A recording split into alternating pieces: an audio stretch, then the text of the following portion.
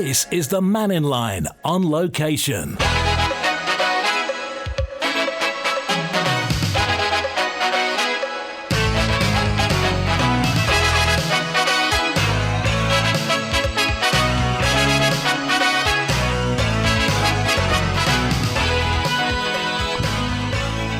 Hey, Faster Bye, good afternoon. We're live at Ballacameen High School in Douglas with years, I think we got 12 and 13, but we'll get to everybody and find out what it is exactly they want to talk about.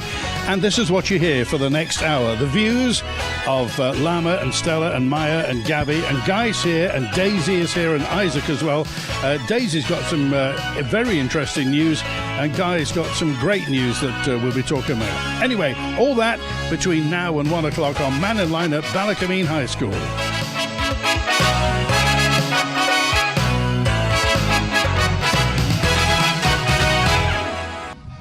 So let's get to our students today. You are... Hi, I'm Gabby. And this is... Hello, I'm Maya. Hello, I'm Stella. I'm Lama. Hi, I'm Guy. Hi, I'm Daisy. Hello, I'm Isaac. Okay, let's get back to Daisy first of all, because Daisy, you're part of... It's called Valorous, is it? Yeah. Valorous, a group of students from Valor hoping to develop a straw that can detect a drink if it's been spiked. Is that right? Yeah. Tell us more about it. So, wait, what do you want to know exactly? From the beginning, where did the idea come from? So in our group, there's 6 of us, and within like a 12-month period last year, 2 of us had already been spiked, like at the age of like 14, 15. So it was a topic that hit like close to home for our team in particular, and one of our like team members is like very good at like chemistry, and she had like an idea of how it would work, and she wanted to do something like that in the future, and she thought it would be a good concept to do for junior achievement. Hang on, you were spiked at the age of 14? 15. 15. You weren't drinking lager or anything, were you? No. Okay. Well, I mean, where were you? I was at a house party. I see. And somebody put... Do you know what they put in your drink? No. What was it supposed to do? What was the spiking supposed to do? I don't know. It just like knocked me out, really. I was just... Have you got any ideas who it was? No. Did anybody suspect who'd be doing something like that? Because that's a filthy trick. Yeah. It was weird. It was like quite like a surreal experience, but... Well, how did you feel when your drink got spiked? Not really, like... You're just not really conscious of it. Like, you just feel like... Woozy. Yeah. Zoned out, really. Yeah. And how long did it last? The rest of the night. And who took care of you? Your pals? Yeah, my friends, and then my parents came and picked me up. And what did your folks say about it all? They were obviously, like, they were quite disappointed, because, like, at first they thought, like, oh, she's just a teenage girl, she's just drank too much. Yeah. But obviously, like, the next morning when we realised... Did you go to the police? No. So... This idea came about within the group, within the 6 of you. Mm-hmm. So what's the principle behind this straw? What's going to happen? So essentially, like, it's got a strip on the side of it which tests for amines, which are compounds which are in common, like spiking drugs. So when you place the straw in the drink, the strip will change colour to indicate whether or not, like, it's present. Right, okay. And is it going to work? Yeah. Does it work? Have you seen it? Work. You've seen it work? Yeah. So what's the next? This is junior achievement, isn't it?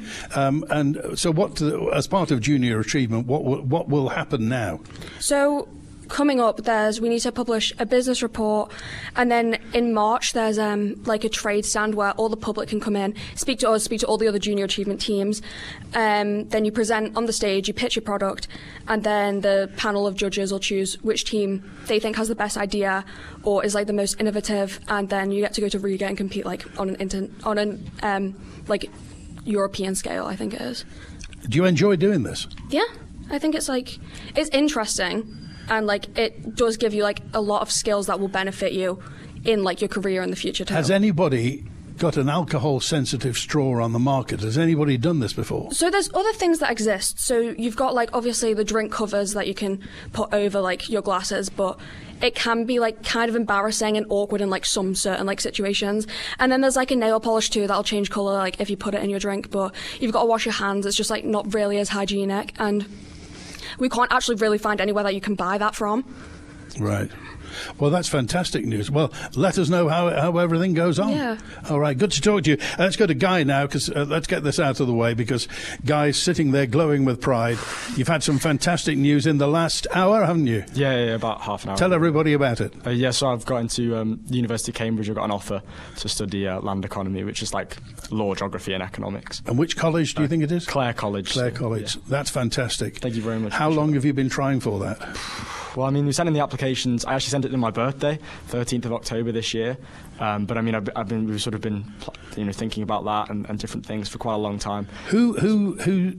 I mean, did you think I want to go to Cambridge? Yeah, I mean, I suppose initially, you don't really think that it's possible, and I until like about 5 minutes ago, half an hour ago. Anyone in your family been to Oxbridge at all? No. But Mr. Karen as well, it helps, and he pushes you. He doesn't push you, but he's given us that opportunity to work towards that by just saying, look, we've had people do it in the past, and that's been really helpful. Oh, so we can raise expectations. Well, just in the sense of if you see people in the past have accomplished it, then you think, oh, maybe it's possible. Okay, so what have you got to get? So I've still got to get an A-star AA. So the job's not finished fully yet, but hopefully if I should keep my head down and stay focused, and I should be able to. Okay. So when would you be going? So it'll be, I think, starting in 2026, so this year, September probably. September 2026. So, and when are the exams? So exams are around about May and June, so it's in 5 to 6 months. So it's a busy time for everyone in year 13 at the moment. And you're head boy as well? Yeah, I am, yeah. What does that involve? So I guess as part of being a head boy, you're sort of helping out around the school, doing different bits and bobs and going to different events, and then helping out, suggesting different ideas and things like that. Good. Let's go to the head girl here. Gabby's here. And also, is that true? Gabby, you're a... you're not a head girl. No, sorry, you're a student governor. Yeah. A student governor, which means? It basically means I just sit on the governing body, and it just allows students to actually have a voice in policy making and decision making. And I hear you're the first student governor that there's ever been at Ballycombe. I am. So have you been to governors' meetings yet? Yeah, so they're every 6 weeks that the governors come in, and with the head teacher, Mr. Corrin, we all sit round and different things, different weeks. How did they take to a student being amongst them? I think from their feedback, they've said it's been so helpful because they've never had youth input or any sort of representation for the whole school. And what sort of subjects, what sort of issues do you take to the governors' meeting? It's just any sort of worries or concerns that... Car parking, how about that? Not our car parking yet, but just any sort of worries or things that students actually want changing. Right. Or Do you drive a car? I do. How does anybody park here? We have to park, so I park about 10 minutes away. And there are disc zones around, but you have to go out every 2 hours, I think. And I just park my car about 10 minutes away, and that's it. Done for the day. I leave it there. And right. Maya's next to you as well. Maya, are you heading for university? Yes, I am. I've got 4 out of my 5 offers back now, and I want to do international relations. What does that mean? It's basically, in the future I want to go into diplomacy, and it's basically just how countries link internationally and how alliances and stuff can You'd like to help join the with each diplomatic other. service? I would love to do that. And they're different levels, aren't they? Consulate, ambassador and things like that. I'd like to do and be an ambassador. Would you? Yeah, and if I could, obviously. Where would you like to go?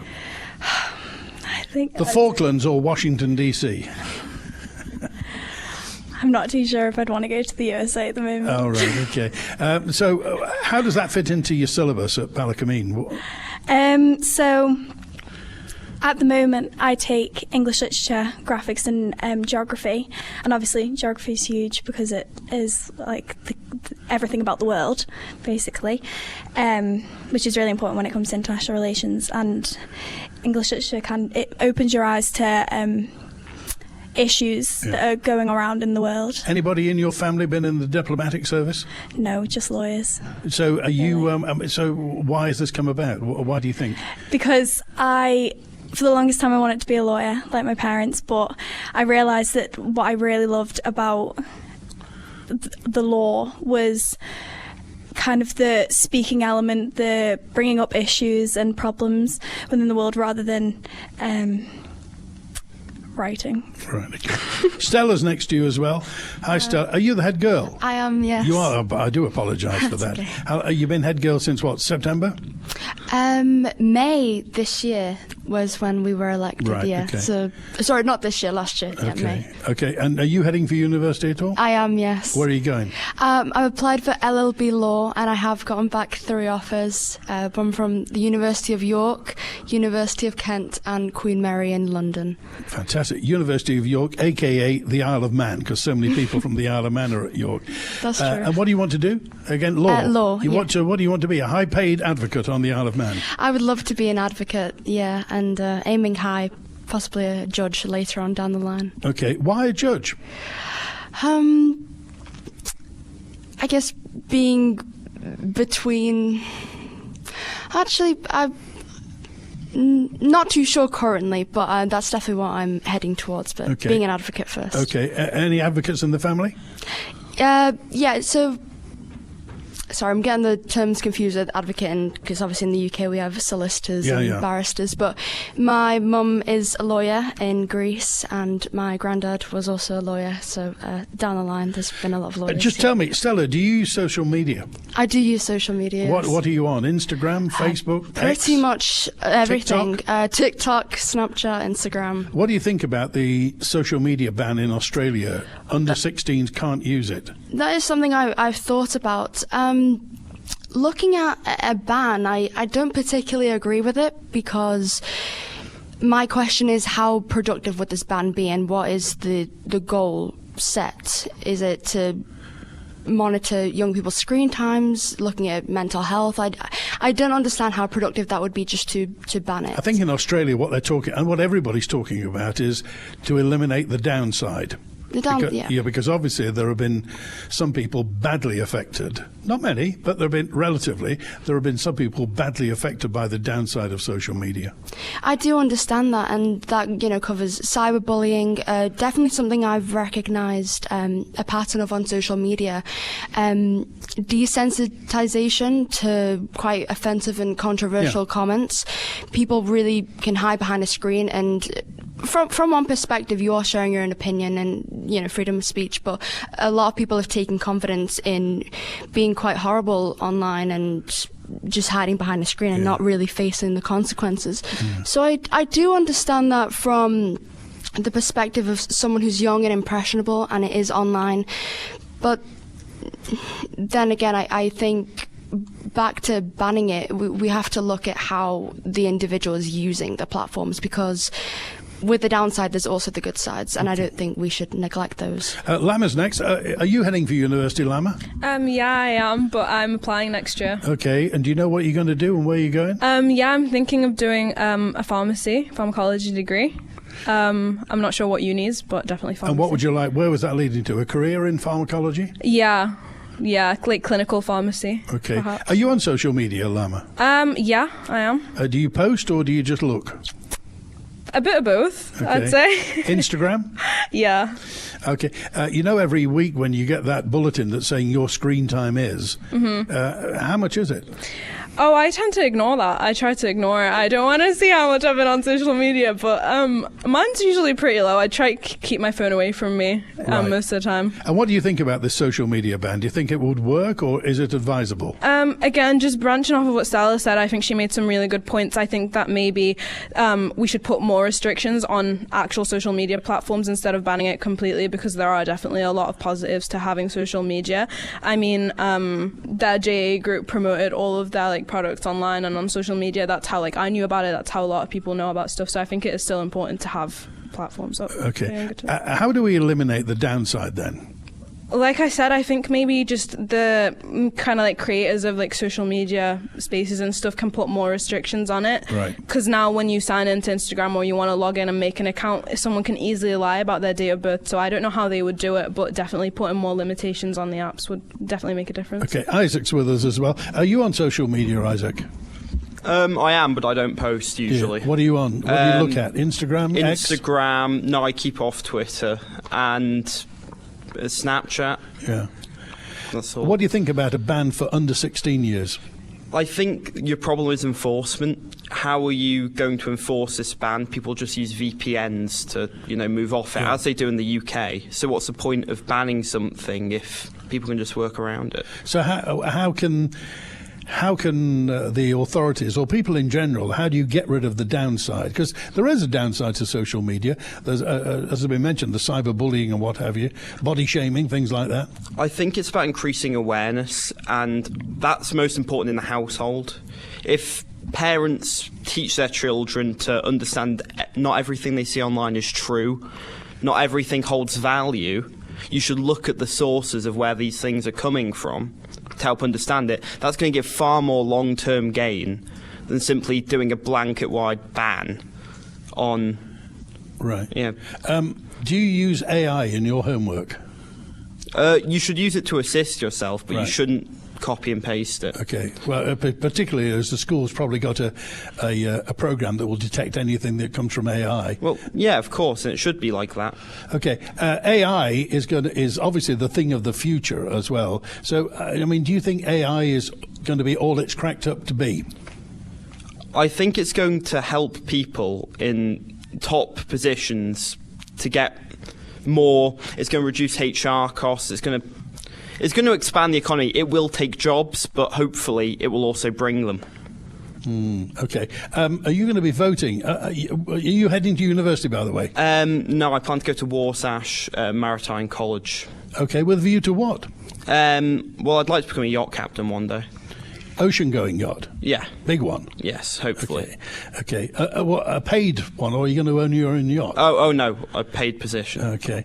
And where's that come from then? Do you sail now? No, not currently. Hopefully I go into the motor area. Right. But I just kept looking online, good employment opportunities, somewhere where I can learn to travel, see a lot of the world, and get paid for it, hopefully. Okay, so I mentioned that. Will you be voting in the election in September? I don't think so. I don't have enough confidence in parties. I've not educated myself enough. I'm focusing on my education. Right, okay. I don't have the time to find out a party I can trust to where my vote is useful. Okay. Daisy, how old are you, Daisy? Sorry? I'm 16. So you'll be able to vote in September in the Manx general election? Yeah. How many? Do you know all about Manx politics? What do you know? Well, I am a politics student, but we learn a lot more about the UK politics. So I don't really know all of that much on the Manx politics here, but... Do you do anything in your political syllabus? Is there anything about the Isle of Man? No. Nothing at all? But I voted in an election in April 2025. Right, okay. Wow. Right, we're at Ballacameen, and we're going to be back in just a few moments' time with the opinions. Open your heart to something genuine. Queen of Hearts offers carefully vetted and screened singles. No swiping, just meaningful matches. Ready for a fresh start? Head to queenofheartsiom.com or WhatsApp 223937 to get started. Divorce doesn't have to mean a bitter battle in court. If you're both willing, an amicable divorce is possible. Man Benham Advocates supports respectful separation, saving you time, cost, and unnecessary stress. We can help you utilise non-court methods to agree on finances and efficiently formalise your financial consent order. We aim for a respectful new beginning. Start your amicable path. Call Man Benham for your free confidential initial chat on 639 350. No matter how much you need to dig or how much you want to dump, Fox Group Isle of Man offer an extensive range of plant hire, long-term lease and sales. We're the island's exclusive supplier for Louis Gong excavators with immediate delivery. Our machinery comes with a complete service package with finance plan options. Call John on 458946 to discuss your plant needs. Fox Group Isle of Man, part of the Fox Group of companies. Your favourite Thai flavours are almost back. Thai at the Horse and Plough reopens on the 4th of February, bringing authentic dishes, fresh ingredients and a warm welcome in the heart of Braddon. Book now. Call 626 060 to reserve your table.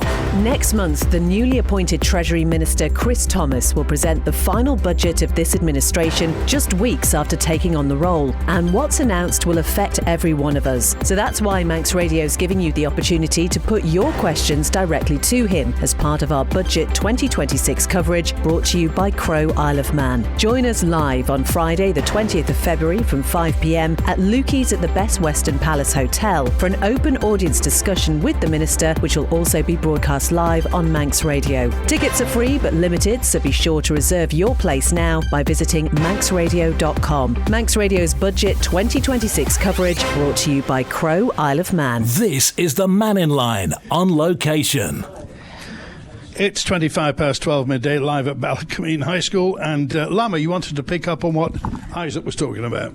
Yeah, just branching off of what they said about, not knowing too much about the elections personally myself. Yeah. I don't really know too much about the elections that happen in the Isle of Man. I try and educate myself as much as possible, but I did want to address the level of understanding and knowledge within kind of like our community, and specifically the need to enhance political literacy and public awareness. And I think it extends beyond basic reading and writing skills. I think it involves the ability to kind of be educated and interpret information critically and engage thoughtfully with political and civic issues. And how would you do that? Where would that come from? The home, school, or yourself? So I did kind of try and come up with a couple of solutions to strengthen public awareness. I said that maybe we could have weekly Civic Explainer radio segments. I think that maybe if we had segments on the radio where people the coverage focuses primarily on reporting events and updates and kind of explaining how government processes work or why decisions happen. I think citizens will often hear about policy changes without context, which can lead to confusion, misinformation, and a lot of reactive debate. So I think that could be a good solution for that. Okay, whereabouts do you live? On the Alma. In Douglas, yeah? In Douglas, yeah. In Douglas. Who's your MHK? Two MHKs? Sarah Maltby and Claire. Christian. Yeah. Claire Christian yeah. as well. Okay. How many other Manx politicians do you know? Not too many. Name me. Stella, could you name some Manx politicians? I can. Dr. Alex Allinson. Okay. I am familiar with him. I did my English language coursework on the assisted dying bill here on Ireland, the private members bill. Okay, yeah. Which is, it's gone through, but it hasn't had royal assent yet. Yeah. In that, what did you have a view on the assisted dying bill at all? In my coursework, I kind of had to give a nuanced perspective, looking at both sides. But as far as my personal opinion, it's hard to express because it's such a complex situation. I think a person's dignity should definitely be prioritized, and we shouldn't create a system where that leads to abuse and pressures and subtle pressures. Luckily, you've been in school for the past 2 years. We've talked about it endlessly on Mannin Line about how to approach that as well. I want to go to it's Gabby, isn't it? Do you have a job? I don't. Have you don't? A job, no. Don't do you think to have a job, a part-time job, Saturday job at all? To be honest, I'm so preoccupied with my A-levels. It's just taking all of my time up. And are you on social media then? I am on social media. And how much time a day do you spend on social media, Gabby? I'd hate to admit it. Yeah. Probably a day, maybe 2. Is it getting? Are you on social media more than you used to be? Definitely not more. I think that I'm really trying this year to actually be more productive with my time. As Guy said, our A-levels are 4 or 5 months away, and this is our one chance to get them done. And and social media is it's such a distraction. It's addictive, isn't it? It's addictive, yeah. Doom scrolling and what have you there. So, how old were you when you got a smartphone? I just before I went to high school, so maybe 11. But I know now children are getting them far younger, and I think that is, children have access to social media so much younger, which is making it a more probably dangerous tool. I mean, parents should be able to put guards on it. They should be able to. They can do that, can't they? They can put restrictions. Yeah, on. I think with regards to this Australia under 16 social media ban, I don't think a ban is actually the right way to go about it, but I think monitoring what happens, I don't know if sole responsibility can be on the parents, where it can Trouble is, Gabby, there are certain things, if a young person sees something horrendous they can't unsee it. No. It will affect them possibly for the rest of their lives. It could be any violence, pornography, anything like that. It's detrimental. It is. So who's responsible? Is that a government's responsibility? Is it the parents?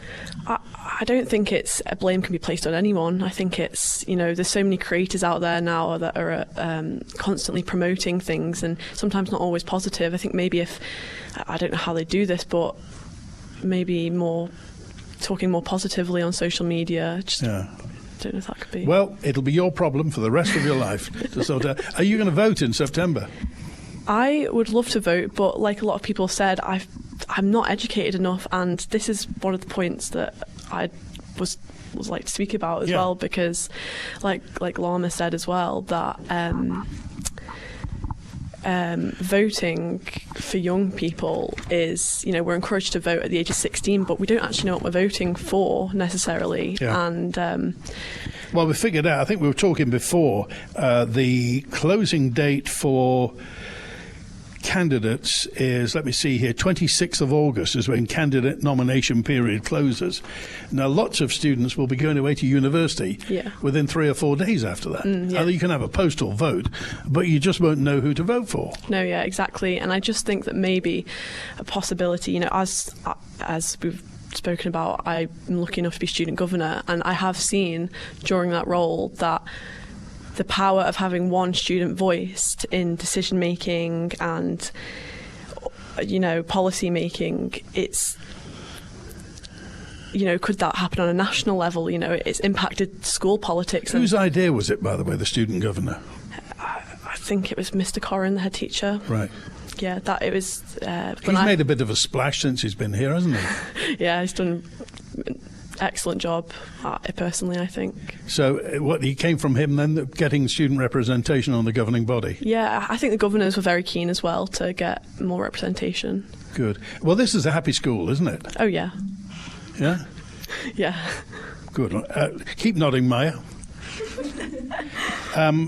We were talking, crikey, it must be years and years ago when we first came here, and we find out that Mr. Karen, the head of sixth form, was buying period products for girls in the school. Yeah. And still to this day, without embarrassing him, I can tell everybody he still is as well. Now, the provision of sanitary products for the health of young women is a real issue, isn't it? Yeah, definitely. I think that it's such a widely experienced thing, and we still don't have the correct provisions to deal with it. I think that's an immense problem. What provisions are there here at Bala? Is there a room?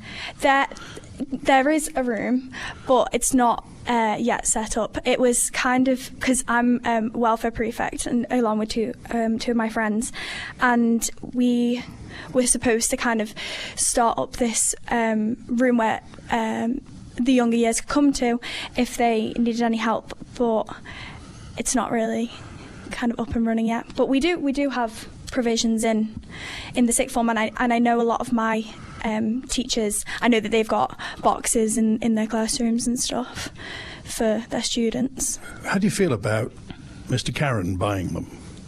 I mean, it's fantastic that he does. Yeah, I think all credit to him, but I think it's just sad. I think it's really sad that it's not a really widely discussed issue, because it should be just the most natural, normal thing ever, and a conversation that it takes 2 minutes to talk about, and it's something that so many people experience that I think it needs to be brought up much more. Stella? Yeah, just to add on from what Maya said, periods should not be a taboo topic, neither should product accessibility. Periods can feel very draining and uncomfortable and painful, and it's important that every single individual that goes through menstruation is not additionally worrying about having period products at school or accessing period products in the case of an emergency. I think especially within a school environment, it's very important to foster a safe and comfortable environment where there's no worries. Would it be different if men had periods? I think so. I think the level of priority and the concern would have been different. I mean, if you look at toilet paper and soap that's provided for free in public restrooms, that's provided as an essential product. Yeah. Well, I think many people can agree that period products should also be an essential product. Women don't choose to go through periods. It's a painful, frustrating and embarrassing thing for them. And I think that, yeah, they shouldn't have to pay and worry about that. Well, it's a subject that we've talked about, and we always talk about it about Ballacomene because of the situation that there is, but it just seems that society can't get its head around it. Yes. So, weird, isn't it? Right. Let's go to, it was Guy. I wanted to talk to Guy. Local economy training. Is that right? Yeah, I guess so. That's sort of what I was talking about before. So I think it'd be a good idea on the Isle of Man, right? Got a lot of young people like us, and we're all now looking. We'll go to university. Obviously, you can go to UCM, but there's not a lot of people that go and do that. And a lot of people will go to the UK. And then they'll go to the UK, they'll get their jobs in the UK, they'll meet partners in the UK, and they'll stay there, perhaps indefinitely, or they may well come back. So what if there was something on the Isle of Man? I think it'd be really good if there was a government push, maybe, for there to be some sort of education facilities here. If we specialised in something like international business, for example, look at all the firms we've got here, or e-gaming, and a university for that was set up somewhere on the Isle of Man. So there should be an institution, something set up. Well, I think that putting plans in for that, it would be a great idea, and sort of pushing towards that, because that obviously would then boost not only young people who are going to stay here to go and do that, and people who are going to come over for that would then create the demand for other things to be created that would attract us to the great opportunities that we have here, which really are good. It's always been an issue that lots of students will leave the Isle of Man, go to university in the UK, and a proportion never set foot back on the Isle of Man. Yeah, quite a lot. I think it's probably quite a lot of people won't come back, and I think it's because when you're younger, it feels like to me, and I'm sure most of us here, that there's not a lot. I wouldn't say there's not a lot to do, but there's not a lot of things attracting young people to stay here. There's great jobs in accountancy firms, stockbrokers. It's great opportunities compared to what you get in places like London and elsewhere. But if we had something to boost the sort of demand of things for young people here, I think it'd be a really great thing. Okay, well, Cambridge is a fantastic city, so you've got to enjoy that. Gabby's back here. You want to talk about the economy, didn't you? Yeah. Just like Guy said, I think that university is great for some young people that want to go into academia and are passionate about that. But for young people that don't fit into that route and that's not for them, I feel like they often feel like there's not the pathways on the Isle of Man are often limited, and I know that places like Zurich, and Guy was talking about accountancy firms, they do offer like internships in the summer, but I imagine that they're 6 weeks long, quite short, I assume competitive. I don't think they lead to any clear progression of employment, and I think that could worry some people, people coming out of A-levels, out of GCSEs who, I don't think businesses now would take on someone with no experience because they have to train them up. Whereas I know they used to, I know example for my parents, and when they went to work, they could just go into a job at 16 years old and they could but now that's not a possibility. So young people are leaving the island to gain those skills that aren't able to be equipped over here. You see, we're chatting now to 7 academics, 7 people who are heading towards university, apart from Isaac on the yacht and what have you. But for lots of young people, academia is not for them. No, university just isn't for them. They need to get a job. And I think people that don't fit into that university route can often feel a bit like, oh, what am I doing? Like, what is there for me to do? And that may be they then just leave the island and go somewhere else. And then when they want to go, or when they think they've got them skills in the UK, there's no clear route for them to come back or know where in the economy they actually fit in. So is there sort of like a gap in the economy that, maybe more businesses or more companies can actually make it more accessible for leavers to actually access these opportunities? So a local economy training thing. Yeah. Thing, whatever it is, as well. What's your opinion on that, Isaac? local economy? I'm all for boosting local, having children who might not make it into sixth form, giving them more options. I think all education is good education, especially if it's on-island education, because, as I said, it will boost, the amount of tax people pay. It will help. There's no loser in education. Everybody wins. Good. Okay. I was going to ask you about the yacht. Have you seen any yacht that you'd like to captain, by the way? What captain? Size? Yeah, what size of a yacht are we looking at? You start lower down and then you work up. It's fascinating, sitting in the middle of Douglas talking about this. Well, we've got a massive maritime industry in on Ireland, and that will definitely help me in my path. But I'd like to start at about. Well, there are two paths you can take. You can start by captaining a smaller yacht, or you start as a lower down on a bigger yacht, and then you work your way up. You gain trust. As in any industry, you have to prove your worth before you can captain. What sort of academic qualifications do you need? So at the moment it's about BCC to get into Warsash. So Where is that, by the way? Warsash, it's in Southampton.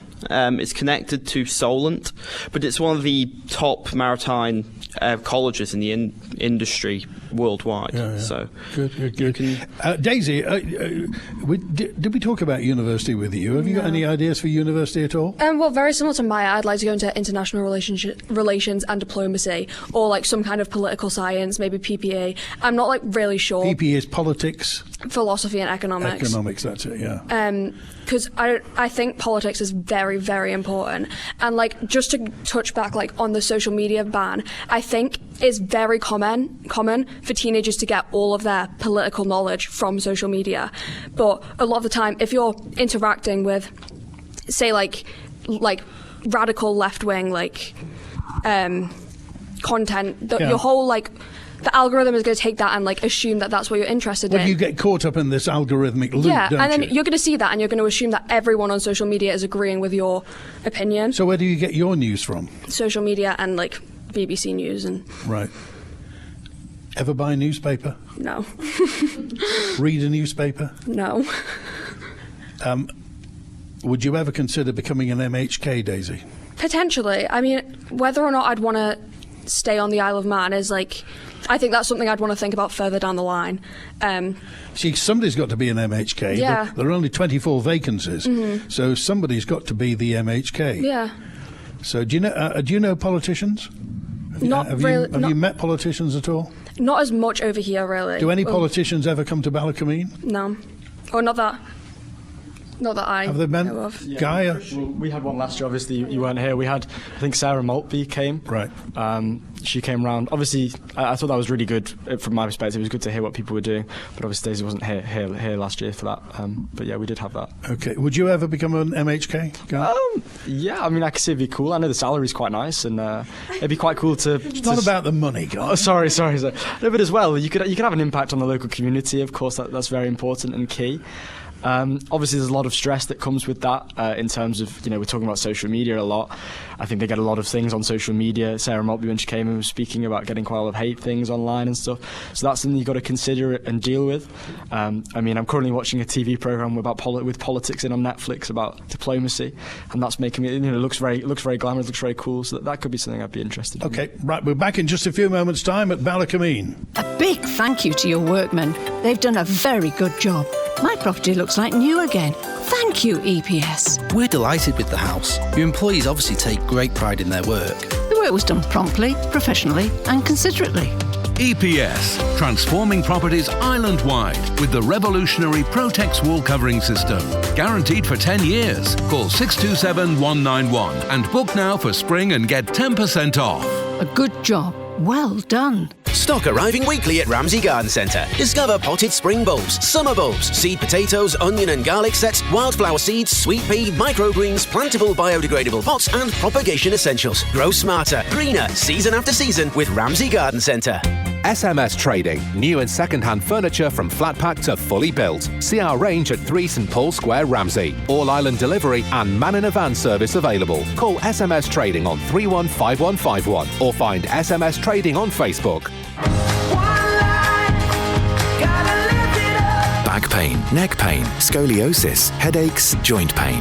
At Align for Life Spine and Posture Clinic, we've been helping Manx residents for 16 years with our holistic, evidence-based care and therapies. Plus, we're open after work and Saturdays, making it even easier to see us. Visit alignforlife.com or find us on Facebook for more information. Align for Life, 16 years serving the community of the Isle of Man. Tune in and chill out with Chris Pearson on Manx Radio. As the weekend fades and the night draws in, slow it down with the Chill Out Show. The Sunday Chill Out. Chris Pearson, Manx Radio.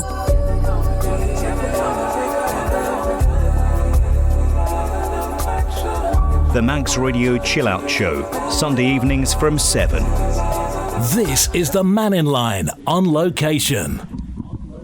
Faster by, good afternoon. It's 1:45. We're live at Ballacomene High School. Lama, you wanted to pop in? Yeah, just branching again off of what Daisy and Guy had said.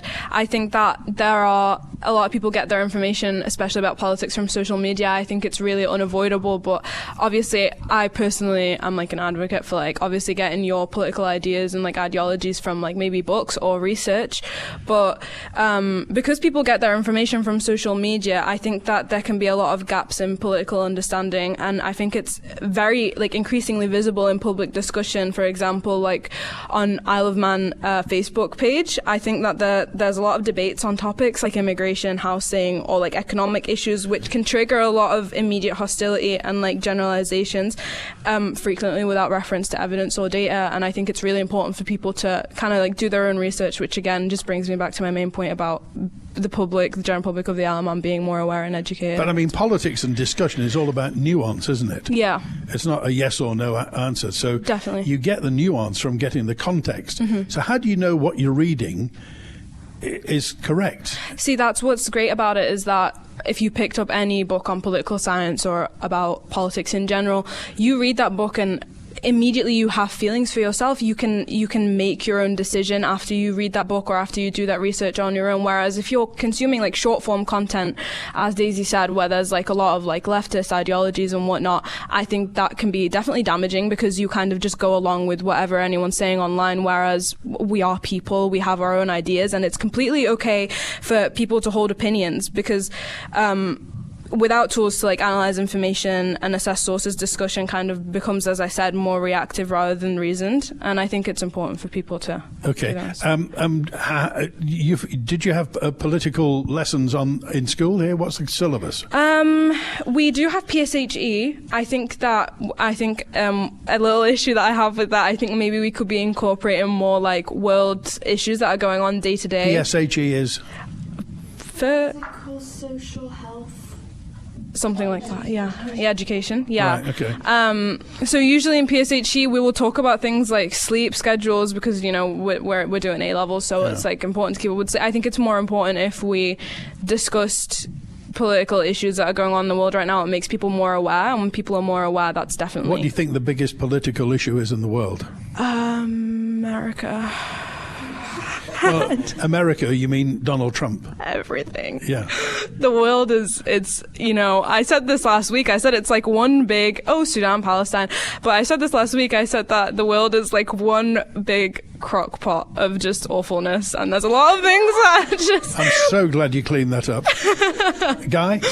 Yeah, I'd say that I think that the social media, we're addressing a lot of problems with social media, and I think that another problem with the algorithm side of it and things like this is you can see it's mostly negative stuff because that's the stuff that gets the news.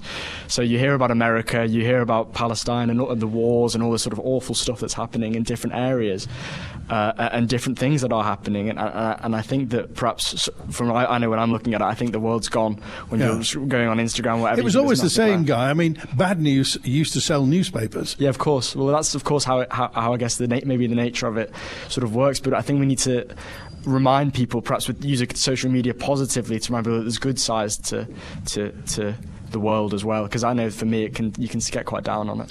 What's land economy? So I mean, they're actually changing the name next year to economics, law, and environment. So it's kind of relating social and economic problems to the natural and built environments, if that makes sense. So like law, geography, and economics combination. Right. Okay. And for the layperson, that means what?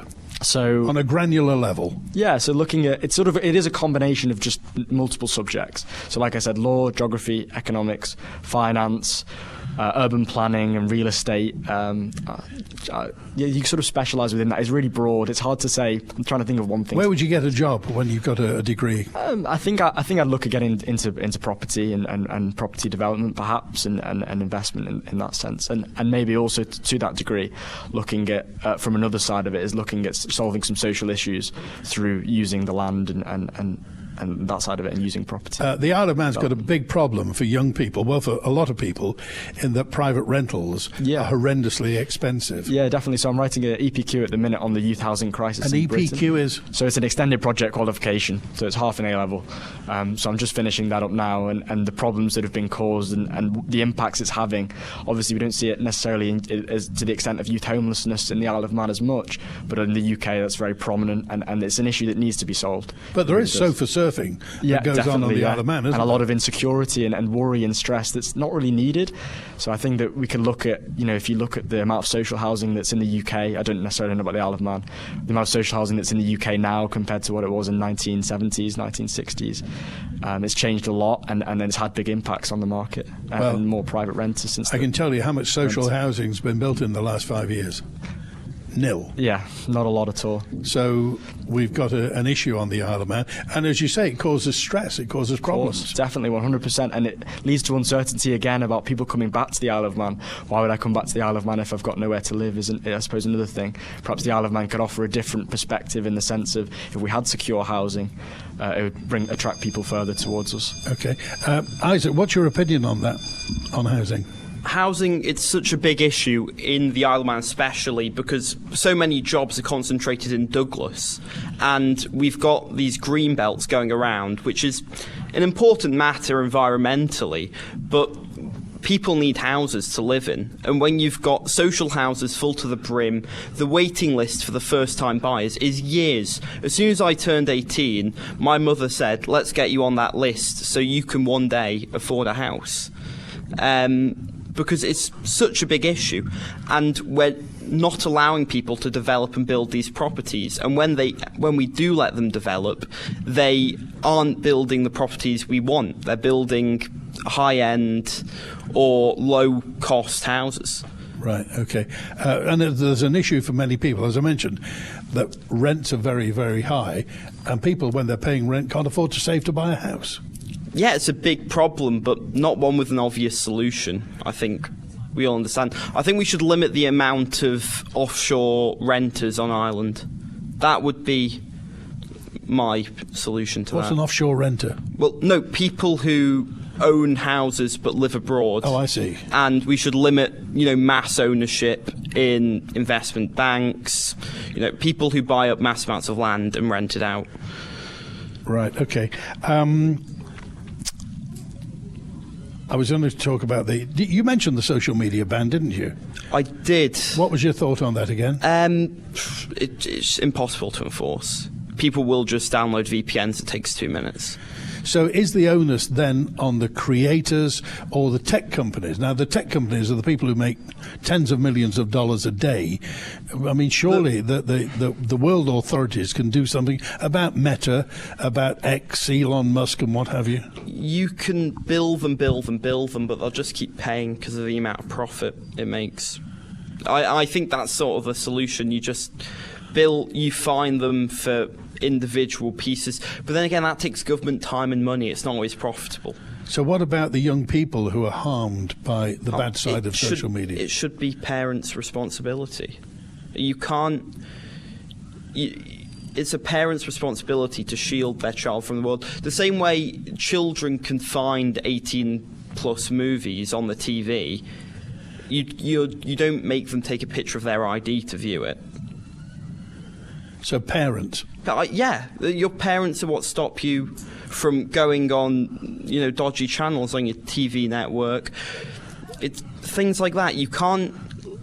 It's unfair on regular people to make them put in their ID to access social media or access content online. Okay, I was going to go to Gabby, you wanted to say something. I can't remember what it was. What were you going to say? It was about political representation, wasn't it? Yeah, just touching again on that. I feel like when young people are given a voice, they rise to it. They, and could what's been replicated with the governor role, could that be brought to a national level, and could the government maybe offer, because I'd say all of us here would be willing to vote if we were, educated enough. Could it be in the PSHE curriculum? Could it be something that's just a suggestion, like a youth parliament or something like that, just to raise awareness about Manx politics, because a lot of us are going to go to university and we probably won't vote. Yeah.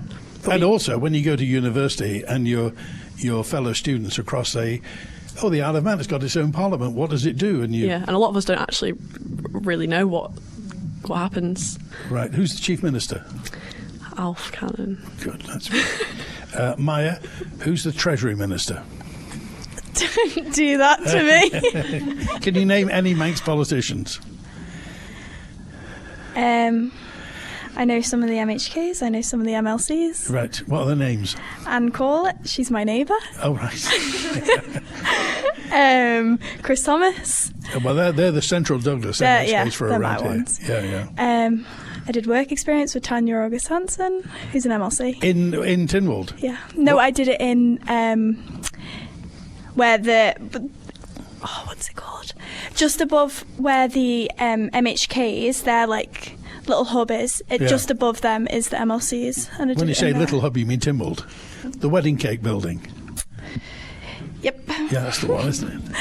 Yeah. The rooms are like... And what do you look into as a career? Again, what was it? Diplomacy. Diplomacy, that was it. Yeah. Good. What do you think of Donald Trump? Please don't... Lots of opinion. Please don't swear, please. He is the most powerful person in the world. He is. And a lot of Americans voted for him. A lot of Americans did do that. And I think that is not the way it should have gone. But I think you kind of do have to be vigilant at the fact that I live on the Isle of Man. I live in a tiny little island in the middle of the British Isles. I don't actually live in the middle of what's going on in America. So there could be 100 reasons why they actually picked Trump, and I will never know. Stella? Now, I don't know a lot about the American politics, but I will say in response to why Donald Trump was picked, I would say there are a large amount of Trump followers, or I think they're called MAGA. MAGA, yeah. Don't know if that's more of a slang term. I think just following briefly during the election time, late 2024, I think Democrats and Kamala, the promotion and the marketing was targeted towards young people who aren't eligible to vote.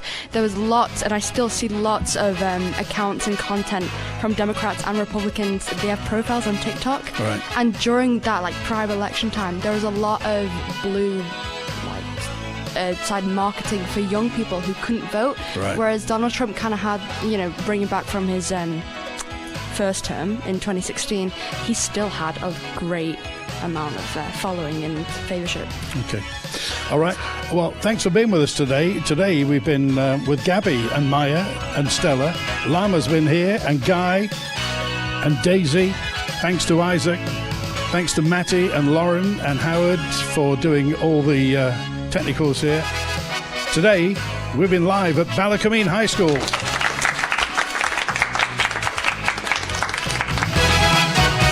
W